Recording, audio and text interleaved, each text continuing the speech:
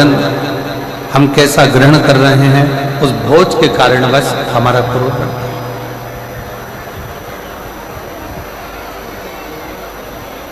क्रोध बढ़ने का दूसरे नंबर का कारण है हमारे भीतर का अहंकार।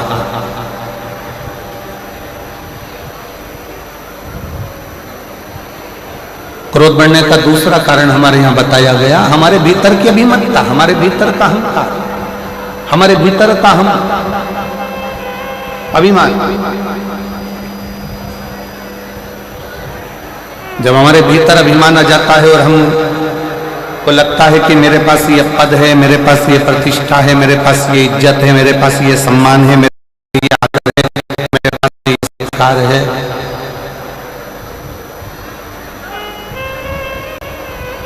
और मेरे पास में ये पद प्रतिष्ठा सम्मान इज्जत है, और इसके बाद मेरी अगर बात पूर्ण नहीं हो रही है तो मुझे क्रोध आए।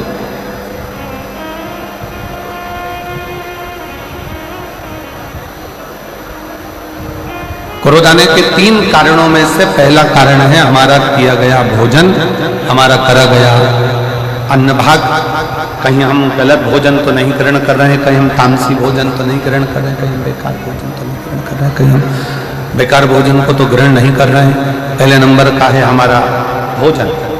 दूसरे नंबर पर है हमारे भीतर की अभिमतता, हमारे भीतर का अभिमान, हमारे भीतर का अहंकार, हमारे भीतर की अभिमान।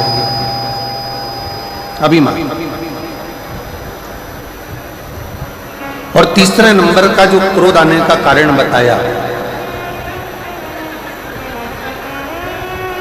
हमारे मन के अनुकूल कोई कार्य ना हो, हमारे मन के अनुसार कोई कार्य अगर नहीं हुआ तो क्रोध जागृत हो जाता है। और मेरी जितनी जीजियां बैठी हैं जसपुर की, मेरी सारी जीजियों से मेरा निवेदन है, जितने मेरे जीजा यहाँ बैठे हुए हैं उन जीजाओं से निवेदन है कि क्रोध को आने से पहले विचार करा था कि ये क्रोध आ क्यों रहा है, इस क्रोध के आने का कारण क्या है, ये क्रोध क्यों आ रहा है, ये क्रोध के आने का कारण क्या है, ये क्रोध आ क्यों रहा है, किस लिए। इसलिए हमारे यहाँ शायद पूर्व में हमारे शास्त्रों में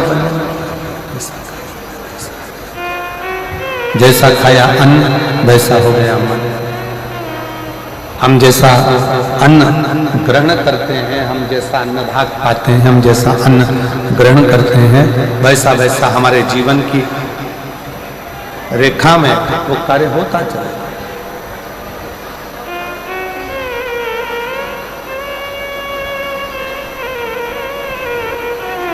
शिव कथा कह रही है लंकाधिपति रावण को भी क्रोध आया।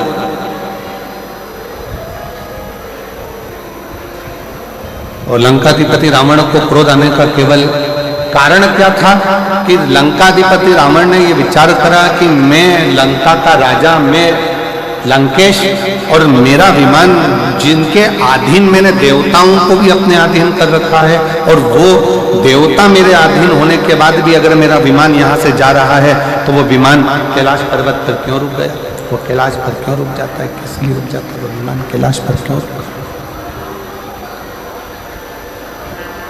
कैलाश पर्वत पर वो विमान किस लिए रुका, क्यों रुका।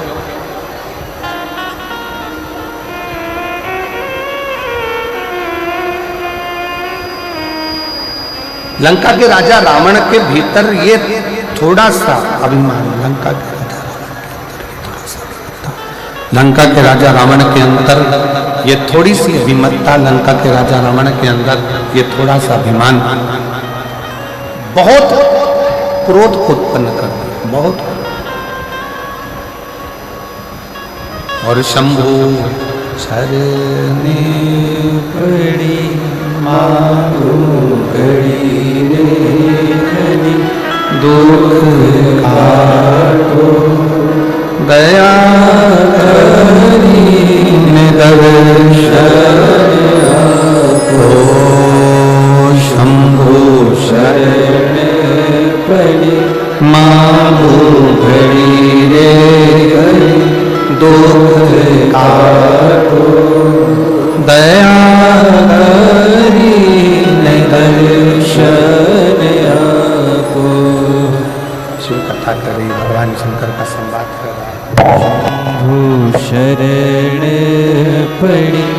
मांगू घड़ी रे घड़ी दुख काटो, दया करी दर्शन आपो।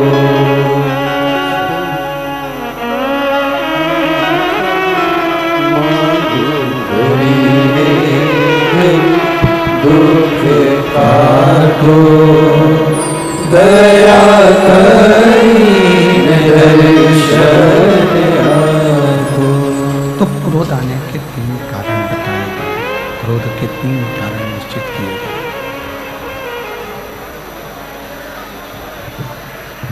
क्रोध आने के 3 कारणों का निश्चितता करी गई कि क्रोध के 3 कारण हैं। पहला, हमारा किया गया भोजन। दूसरे नंबर पर हमारे भीतर की अभिमतता, हमारे भीतर का अहम।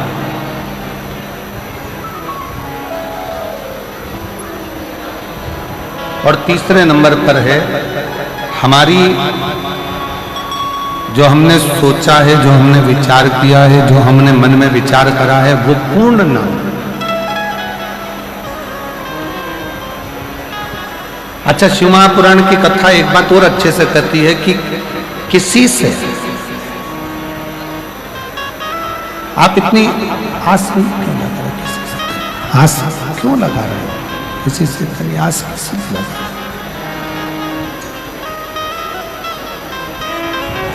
संसार के लोगों से यदि हम आस लगाकर बैठते हैं तो एक ना एक दिन हमारी वो आस टूटती जरूर है, एक ना एक दिन हमारी वो आस टूटती जरूर है।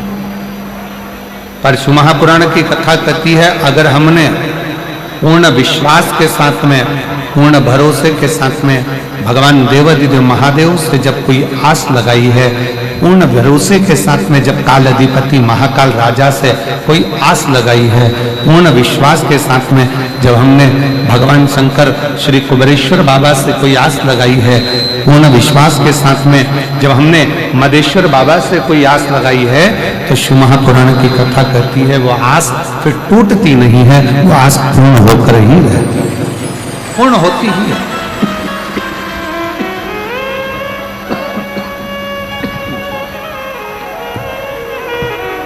वो आस पूर्ण होकर ही रहती है, आस पूर्ण ही होती है।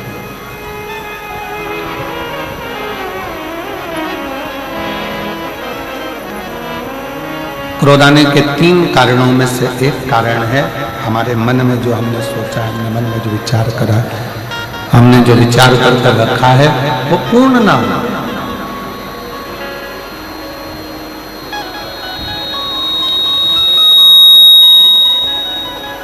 हमारी आस टूट जाना, ये क्रोध का ये तीसरे नंबर का जो कारण है ना, ये बड़ा विशेष है। एक पति पत्नी से आस लगाकर बैठता है, पत्नी पति से आस लगाकर बैठती है, आस लगाकर बैठती है, सास बहू से आस लगाकर बैठती है, बेटा माँ बाप से आस लगाकर बैठता है, और माँ बाप बेटे से आस लगाकर। और शिव महापुराण की कथा कहती है कि आपके बच्चे कलेक्टर बन जाए, आपके बच्चे एसपी बन जाएं, आपके बच्चे मिनिस्टर बन जाएं, आपके बच्चे जज बन जाएं, आपके बच्चे उच्च पद पर बैठ जाएं, आपके बच्चे बहुत अच्छे सिंहासन पर बैठ जाएं, बहुत अच्छी प्रतिष्ठित, बहुत अच्छा पद प्रतिष्ठा उनके पास में आ जाए, और बहुत उच्च पद पर अगर आपके बच्चे बैठ जाएं, तो कभी भी माँ बाप को ये नहीं सोचना चाहिए कि मेरा बच्चा इतने ऊंचे पद पर बैठा है तो वो मुझे संभाले।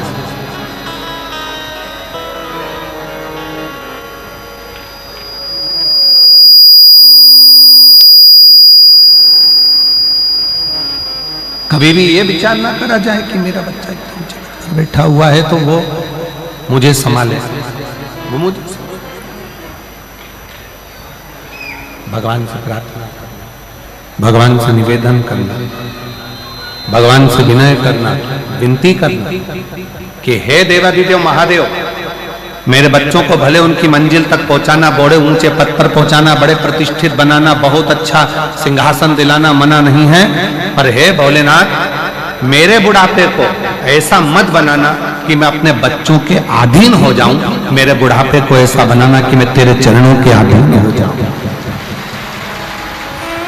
मैं तेरे चरणों के अधीन हो जाऊं, तेरे ऊपर अधीन हो जाऊं, तेरे चरणों से तेरे चरणों की विनती में तेरे चरणों के अधीन होकर मैं अपने जीवन को जीऊं, किसी के आश्रित होकर नहीं, किसी पर आश्रितता धारण कर कर नहीं, किसी पे आश्रित होकर नहीं, किसी पर आश्रित होकर मेरा जीवन ना जाए, मैं तुझ पर आश्रित हूं, तेरे चरणों के बल पर मैं अपना पूर्ण जीवन निकाल सकता।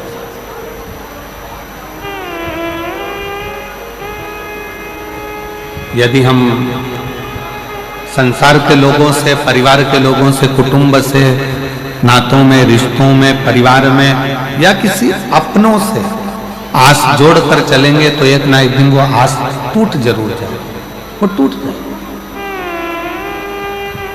पर शिव महापुराण की कथा कहती है जब हमने आस उस देवाधिदेव महादेव से लगा ली और मेरी प्रीत ना टूटेगी डमरू वाले से, मेरी प्रीत ना टूटेगी डमरू वाले से, डमरू वाले से, काशी वाले से, डमरू वाले से, काशी वाले से, मेरी प्रीत ना टूटेगी डमरू वाले से, मेरी प्रीत ना टूटेगी डमरू वाले से।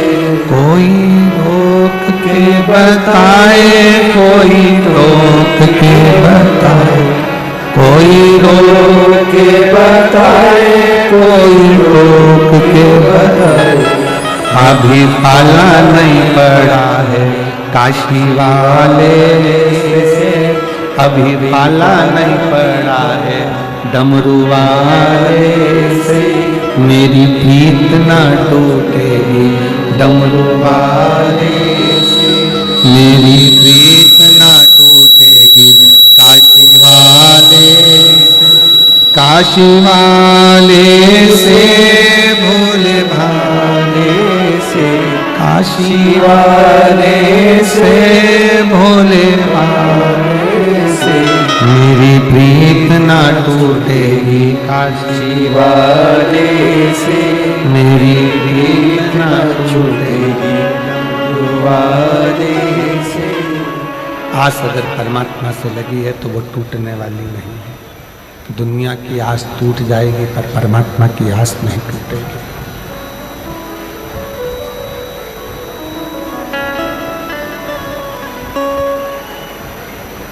जितना विशाल कैलाश पर्वत है, दुनिया की दृष्टि में लगता है कि यह कैलाश पर्वत है। शिव महापुराण की कथा प्रेरणा देती है, भगवान शंकर की कथा प्रेरणा देती है, बताती है भगवान शिव की कथा। जितना विशाल कैलाश पर्वत है, शिव महापुराण की कथा कहती है उतना विशाल मेरे देव अधिदेव महादेव का दिल भी है। जो कैलाश की शरण में आता है वो शंकर के हृदय में आकर निवास करता चले जाता है, शिव के हृदय।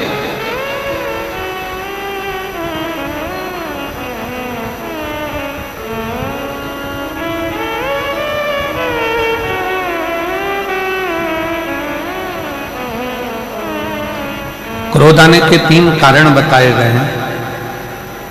पहले नंबर का कारण क्रोध आने का है हमारा भोजन। सात्विक करिए,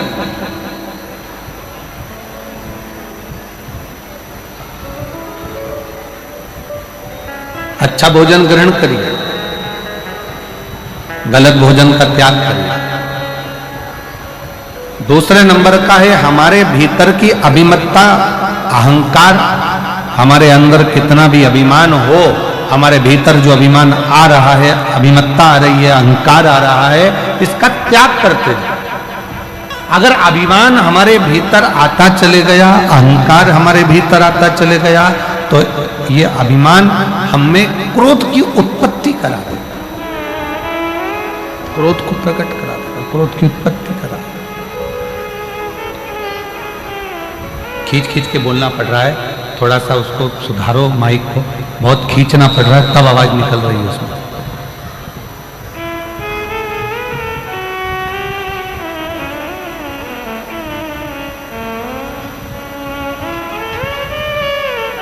फिर तीसरे नंबर का है हमारा आस, हमारा विश्वास।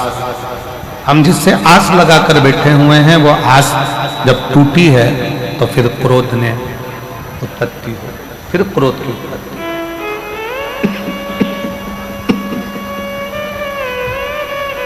क्रोध बढ़ गया। रावण को अभिमान के कारण गुस्सा आ गया, अभिमत्ता के कारण क्रोध आ गया। और कैलाश पर्वत पे से रावण जा रहा था, रावण के जाते जाते विमान रुक गया और विमान आगे नहीं गया, रुका।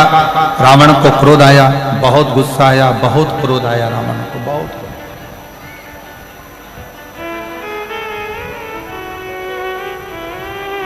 और रावण को इतना क्रोध आया, इतना क्रोध रावण के अंतर्गत आ गया कि रावण उसी पल, उसी क्षण उस कैलाश पर्वत को अपने हाथों से उठाकर फेंकने लगा। उसी क्षण, उसी पल, उसी घड़ी।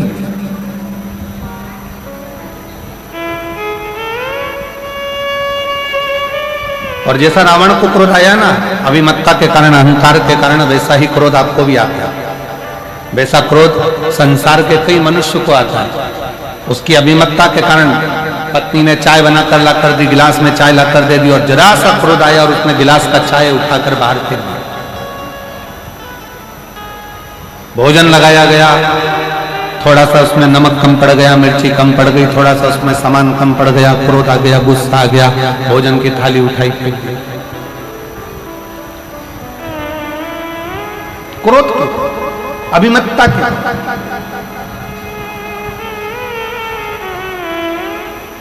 शायद भारत के संतों ने, इस भारत भूमि के संतों ने इसलिए कहा है कि सबसे बड़ा संयम है अपने क्रोध का संयम।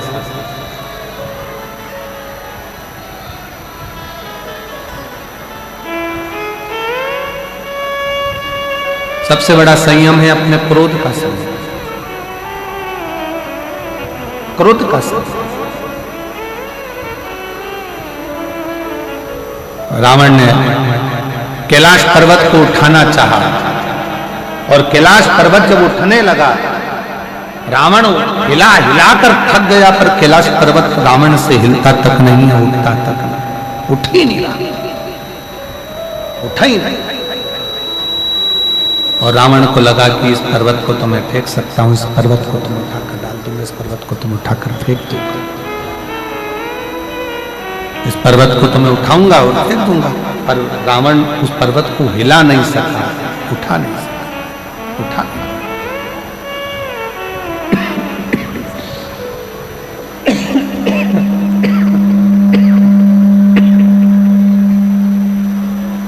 रावण उस पर्वत को हिला नहीं सका, उठा ना सका।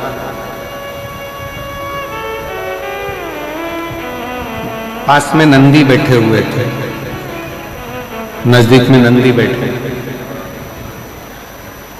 और नंदी ने देखा कि रावण बहुत देर से लगा हुआ है, पर इससे पर्वत उठ नहीं रहा,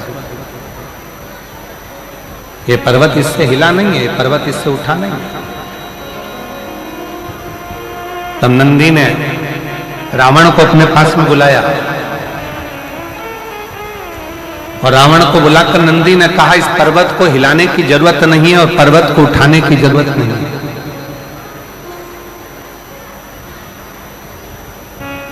एक काम करो, शिव की आराधना करो, शंकर की भक्ति करो, शिव की आराधना करो, भगवान शंकर का भजन करो, भगवान शंकर की स्तुति करो, भगवान शंकर की आराधना करो, भगवान शंकर का स्मरण करो, भगवान शंकर की भक्ति को धारण करो, उससे विनय करो।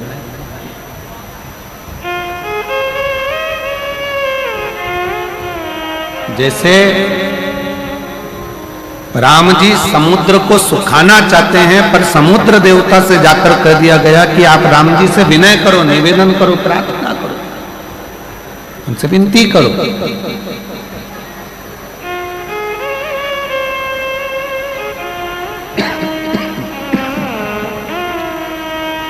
उनसे विनय करो, उनसे निवेदन करो, उनसे प्रार्थना करो।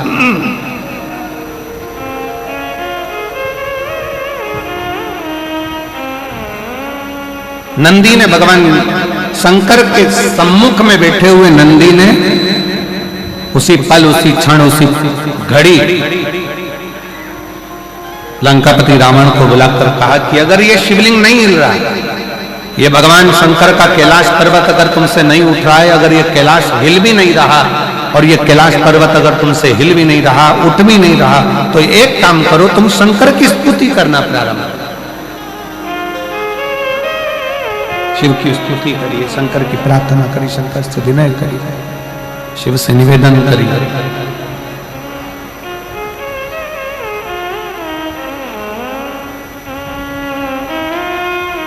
और कितनी सुंदर बात नंदी ने कही है। नंदी ने ये बात जो कही वो वास्तव में बड़ी सुंदर है कि मान लो यदि कोई कार्य तुम्हारा हो नहीं रहा और पूरी दुनिया में तुमने कर कर देख लिया, बहुत प्रयास कर कर देख लिया, तो भी वो कार्य अगर तुम्हारा नहीं होता, तो फिर एक काम करो कि शिव की स्तुति करो, शंकर की स्तुति, शंकर का गुणगान, शंकर की भक्ति, शंकर का स्मरण।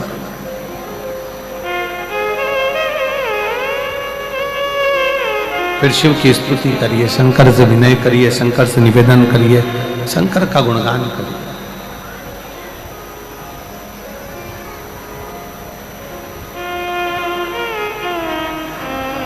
पर भगवान की भक्ति होती कब? जितने आस्था चैनल पर कथा सुन रहे हैं, जितने फेसबुक यूट्यूब पर कथा सुन रहे हैं, जितने पंडाल में बैठकर शिव भक्त कथा को रसपान कर रहे हैं, उनसे निवेदन करूंगा कि शंकर की भक्ति होती कब है, शंकर का स्मरण कब होता है, शंकर की भक्ति कब होती है, शंकर की कथा सुनने में मन कब लग सकता है, जब अपने भीतर की अभिमत्ता, अपने भीतर का अहम, अपने भीतर का अहंकार, अपने भीतर की आसक्ति, अपने भीतर का काम, अपने भीतर की तृष्णा जब दूर हो जाए, तो समझो कि आप शिव में मन लगा बैठे। कितने सारे लोग बैठे हैं यहाँ पर कथा में, सब पंडालों के अंदर लोग शिव भक्त बैठे हुए हैं। कई लोग ऐसे भी होंगे जिनका आकर बैठ तो गए पर दिल नहीं लगता,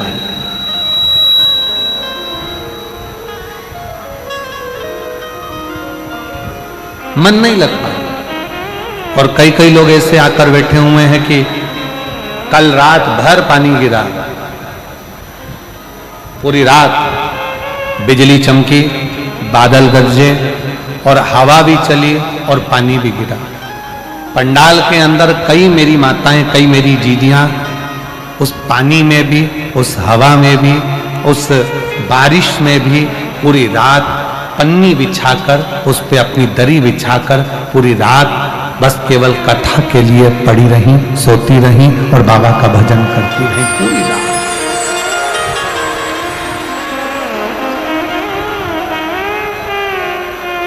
पूरी रात आप अपने अपने घर में सो रहे थे और वो पंडाल में बैठे, पंडाल भी हवा में, तेज आंधी चले, तूफान चले, हवा चले और बहुत बहुत गर्जना बादल करें तो सब उस पर आश्रित होकर सो रहे। विश्वास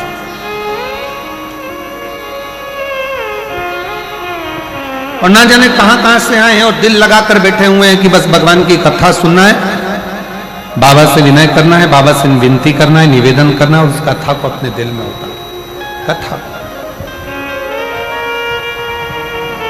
और देती है। और कई कई लोग ऐसे भी हैं कथा में बैठे हैं कि बस बैठना है, अपने क्षेत्र में कथा हो रही है तो जरा देख लें कैसी हो रही है, क्या हो रहा है, कैसा हो रहा है, क्या करना है, दिल नहीं लग पा रहा। बस समय 1 बजे से 4 बजे तक का समय है तो वो समय निकल जाए, अपन अपने घर जाएं, फिर आराम करें, फिर वापस सुबह आ जाए, समय नहीं निकाल, दिल लगाओ बाबा से, और जिसने हृदय से दिल से शिव महापुराण की कथा को श्रवण कर लिया, पंडाल में बैठकर बाबा की स्तुति कर कर झोली पसार कर मांग लिया, उसका पत्र 3 महीने में वापस व्यासपीठ पर आकर विराजमान हो गया। बोल बम का नारा है, बाबा एक सहारा। आप दिल से उससे प्रार्थना तो करो। एक पत्र है, कितना सुंदर, देखिए।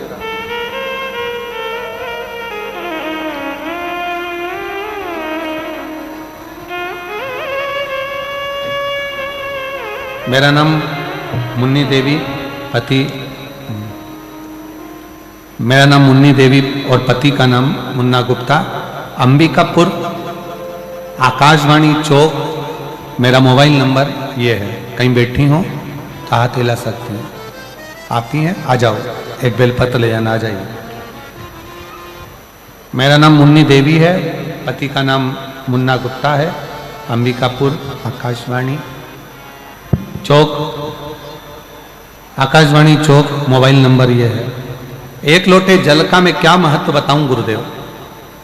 2020 में मैंने अपना बच्चा दानी का ऑपरेशन कराया था। पत्र एलईडी पर आ रहा होगा, आप लोग पढ़ सकते हैं। 2020 में अपना बच्चा दानी का ऑपरेशन कराया। फिर मैंने 2024 में मैंने अपने बड़े बेटे की शादी करने के बाद 2 दिन बाद मेरे पेट फूलना चालू हो गया। फिर हम डॉक्टर के पास गए तो डॉक्टर ने बताया कि पेट में पानी भर गया। फिर पानी निकालने के लिए बाद में डॉक्टर ने पानी निकलने के बाद जांच करी। फिर उसकी रिपोर्ट 1 हफ्ते के बाद आई और रिपोर्ट में मालूम पड़ा कि मुझे 3rd स्टेज का कैंसर हो गया। 3rd स्टेज का कैंसर हो गया। फिर मेरा पूरा परिवार अस्त व्यस्त हो गया। गुरुजी, मेरे परिवार में अकेली मैं और मेरे 3 बेटे हैं। एक बेटा सब्जी बेचता है, दूसरा बेटा चना बेचता है। एक बेटा सब्जी बेचता है, दूसरा बेटा चना बेचता है और तीसरा बेटा पढ़ाई कर रहा है। आर्थिक स्थिति पहले से ही खराब थी और अचानक से ये बीमारी डॉक्टर ने मुझे ऑपरेशन का बोल दिया। फिर मेरा इलाज चालू हो गया। रायपुर के एम्स के अंतर्गत हॉस्पिटल में मेरा इलाज चलता है। मेरी ननंद ने मुझे बताया कि टीवी पर आस्था चैनल पर वो सियोर वाला महाराज कथा करता है। 1 बजे से 4 बजे तक कथा आती है, शिव महापुराण की कथा सुनाकर। शंकर को 1 लोटा जल चढ़ाने का मेरी बहन ने मेरे को बताया और हमने शंकर की कथा श्रवण करना प्रारंभ करी। गुरुदेव, मेरा एक ऑपरेशन हो गया और ऑपरेशन होने के बाद डॉक्टर ने कहा कि कैंसर पूरे शरीर में फैल चुका है, तो बचने के चांस नहीं। अब करें तो करें क्या, किससे कहें। तब रायपुर में आपकी कथा चल रही थी और रायपुर में कथा चल रही। एक ऑपरेशन करने के बाद मैं रायपुर की कथा के पंडाल में जाकर बैठ गई। 1 दिन की कथा सुनी और वहीं पर मैंने बाबा से विनय करा। बाबा, लोग कहते हैं कि तू पंडाल में बैठकर जो मांगा जाता है वो तू देता है। बस बाबा से विनय कर कर 9:15 वाला जो उपाय है वो करना प्रारंभ करा। पशुपतिनाथ का व्रत करना प्रारंभ करा। शिवजी पर 1 लोटा जल चढ़ाना प्रारंभ करा और कुंदकेश्वर महादेव का नाम लेकर, आपने कहा था डॉक्टर जितनी दवाई दे सब खाओ। आपने कहा डॉक्टर जांच का बोले जांच कराओ। आपने बोला डॉक्टर जो जांच का बोले वो जांच कराओ, दवाई दे वो दवाई खाओ। मैंने डॉक्टर की दी हुई दवाई कुंदकेश्वर महादेव का नाम लेकर, कुंदकेश्वर बाबा का नाम लेकर खाना प्रारंभ करी और श्री शिवाय नमस्तुभ्यम का जाप करती रही। आज मैं बाबा को धन्यवाद देने के लिए आई हूं। डॉक्टर ने मुझे केवल 3 महीने दिए थे। आज बाबा की कृपा से मैं जीवित हूं और बाबा की कृपा से मेरा कैंसर समाप्त हुआ। आज शिव की कृपा से मेरा कैंसर समाप्त हुआ, मेरी रिपोर्टें नॉर्मल हुई और मैं बाबा को यहां प्रणाम करने के लिए आई। गुरुदेव, मैं डेली शिवालय जाती हूँ, शंकर के मंदिर को साफ करती हूँ, बेलपत्र चढ़ी हुई खाती हूँ और बाबा की वजह से मैं आज बाबा के उनकी कृपा से कैंसर की बीमारी से ठीक हो गई हूँ। ये शिव की कृपा है और ये उनकी उदारता।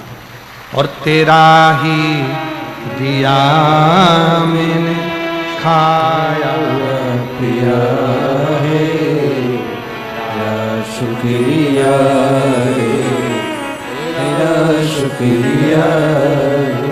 मुझे भोले बाबा ने बहुत दे दिया है, तेरा शुक्रिया है, तेरा शुक्रिया।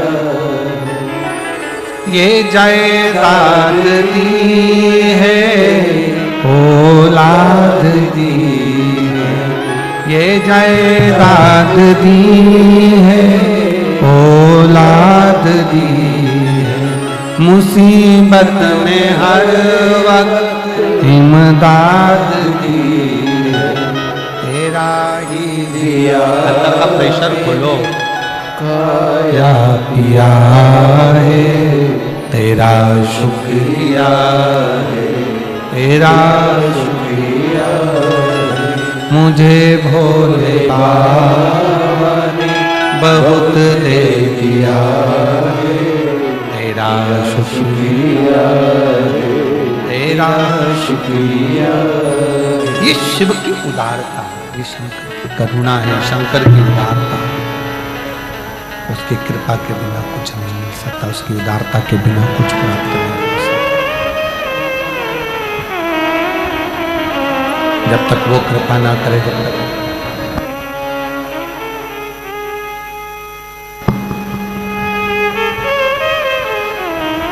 शिव की कृपा के बिना, शंकर की उदारता के बिना, शिव की उदारता के बिना ये सब शून्य है। आप जिस भरोसे पर, जिस विश्वास के साथ, जिस भरोसे के साथ भगवान शंकर की आराधना करते हो, शिव को एक लोटा जल समर्पित करते हो, शिव उस जल को स्वीकार करता है।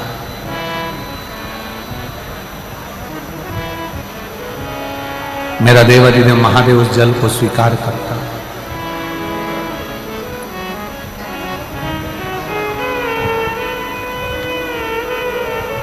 भगवान और भाव दोनों में अंतर है।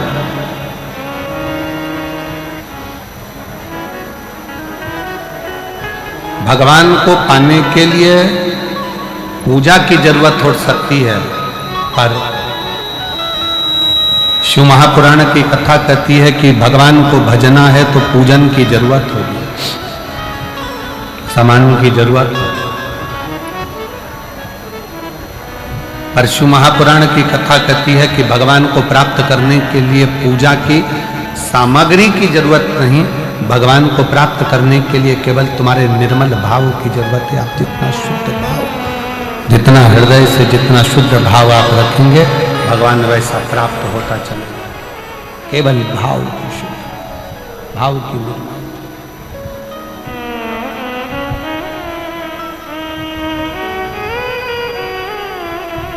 नंदी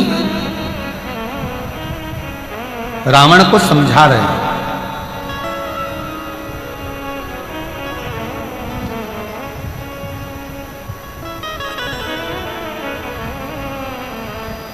रावण ये पर्वत उठाने की जिद मत कर, ये पर्वत तुझसे उठने वाला नहीं है, ये कैलाश पर्वत है, तुझसे नहीं उठेगा, तो इसको उठा नहीं पाएगा, तो उठा नहीं सकता, तेरे बस का है नहीं। एक काम कर, शिव की भक्ति करना प्रारंभ कर।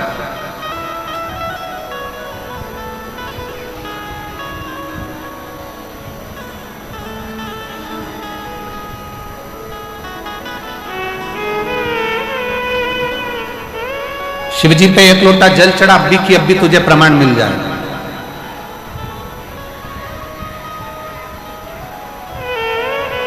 एक महिला बैठी हुई है जिसको डॉक्टर ने कह दिया था कि तुम्हें घुटने बदलना